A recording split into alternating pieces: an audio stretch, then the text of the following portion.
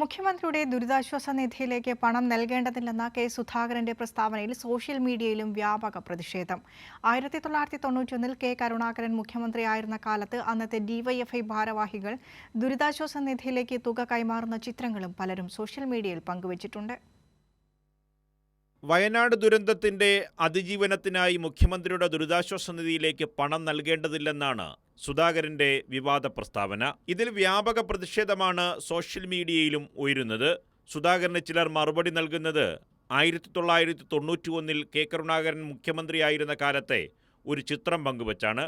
അന്ന് പ്രളയക്കെടുതി കാരണം ദുരിതമനുഭവിക്കുന്ന ജനങ്ങളെ സഹായിക്കുവാൻ ഡിവൈഎഫ്ഐ സംസ്ഥാന വ്യാപകമായി പണം ശേഖരിച്ചു. ഈ തുക അന്നത്തെ മുഖ്യമന്ത്രിയുടെ ദുരിതാശ്വാസ നിധിയിലേക്ക് കൈമാറുന്ന ചിത്രമാണിത്.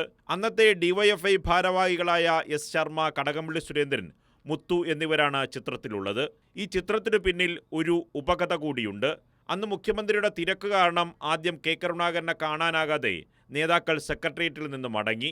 ഇതറിഞ്ഞ കരുണാകരൻ ഡിവൈഎഫ്ഐ ഓഫീസിലേക്ക് സർക്കാർ വാഹനം അയച്ച് നേതാക്കളെ വിളിച്ചു വരുത്തി. മുഖ്യമന്ത്രിയുടെ ഓഫീസിലെത്തിയ നേതാക്കളെ കരുണാകരൻ എണീറ്റുനിന്ന് സ്വീകരിച്ചു.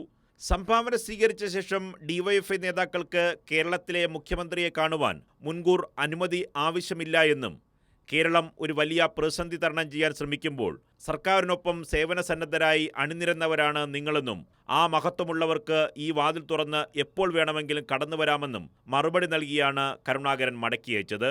ഇന്ന് മുഖ്യമന്ത്രിയുടെ ദുരിതാശ്വാസ നിധിയിലേക്ക് പണം നൽകേണ്ടതില്ലെന്ന കെ സുധാകരന്റെ നിലപാടിനുള്ള മറുപടി കൂടിയാണത്. നിർഭൻ ചക്രവർത്തി, കൈരളി ന്യൂസ്, തിരുവനന്തപുരം.